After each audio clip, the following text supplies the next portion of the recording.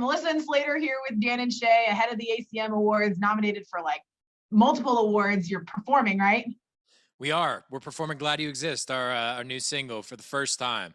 No nerves or anything. We haven't played a show in over a year. We'll be fine. No big deal. Got it. I feel like everybody's probably in their own head. Like, do I still know how to do this? Or yeah, it's a lot of pressure, but it's gonna be good. We're looking forward to it. So you guys have been teasing an acoustic version of that song. Is that something that might be happening at the ACM Awards? Hey, you never know. You never know, guys. It's been really cool. You know, social media is such an amazing tool for us to be able to connect with our fans. And since the beginning, when we put that song out, a lot of people were saying, you know, because it's an up-tempo song, but a lot of people were like, "Man, do you have a slower, kind of vibey version of this song that we can use for our wedding? You know, kind of more chill version." And that was really cool to see. Like, I mean, thousands of people were just like, we want to use this as our wedding song, which is something we didn't. I mean, you know, obviously we've had a lot of wedding songs, but this one I didn't really see coming as being necessarily a big wedding song. And we've had so many people, you know, use that as their wedding song, which is so cool. So we might have to do a little something. We might have, you know, already even worked on something a little bit. So we'll see. Well, and honestly, I think you guys could put out like the most epic party song, and people would still be like, "I want to use it at my wedding. So can you guys please make it just like slower?" Using tequila as a wedding song. Yeah. Like, I don't know if you guys want to start off with that one. Maybe people say it's like, you know, a couple will be like, "Tequila, that's our song." I'm like, really? Yeah. I mean, how are things going? I don't know. How's that relationship going, guys? Crazy. That's awesome. Well, so real quick, I wanted to ask you guys, because you've done a lot of those wedding surprise like visits where you just show up and perform one of the songs, and you've done a lot of them here in Orlando. And so just curious if, obviously post-pandemic, this is something that you guys, as you get bigger and bigger and win more awards and do more huge shows, is that something you guys are going to continue doing?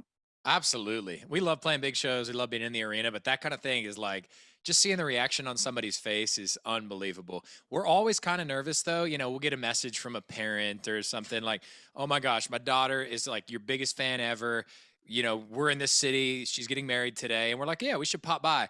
You, in the back of your mind, you walk in, you're like, what if like the mother of the bride or whatever was wrong, and like they liked a different band, they hate Dan and Shay. We roll in there and like we start singing, and it, like, you don't want to ruin the person's day. So that's happened I mean, that hasn't happened to us, but there was a time when we were actually surprising, like the bride and groom had no idea we were there, and their parents had like asked us if we'd come by, so we surprised them. And I remember that moment of being kind of out in the wings of like we were about to make the big reveal, and I was just like, dude, what if we walk in there and ruin their wedding? They're like, "We said Luke Combs." Oh no. But it was awesome. They were huge Dan and Shay fans, and it worked out. But that's like the most nervous I think I've ever been. Besides maybe doing "Glad You Exist" on an award show, and when we haven't done anything in the last year. Hopefully we don't mess that up. But yeah, so, it's always funny. Through the years, you guys have very distinct looks, and your hair in particular, Dan, I know you've been growing it out. I do it every couple of years where I grow it out and I actually donate my hair to charity. Oh, that's awesome, dude. So right now, yeah, that's what they say, actually. It's amazing, man. So I'm wondering what to do with it at this length. Do you have any tips for me? I think it looks incredible, dude. It's got a nice shine. It looks healthy. I tried the Jonathan Taylor Thomas middle part, and sometimes it looks like too creepy, I've been told. That kind of looks a little bit like the not, you don't look like the Grinch, but the Grinch Who Stole Christmas. There's the dad where his hair kind of like curls in like that. Yeah. You could go for that look. I think you should really go for the curled front. Make some binoculars, some seriously defined. Just curl it. Well, in 2022, I'm looking for somebody to cut it for charity. Can I lock you guys in? 2022? Yeah, okay. Come on. If you grow it till 2022, it's going to be rocking. Well into it. Oh yeah, I think it'll be 15 inches by then. I've been massaging it with there's horse treatment.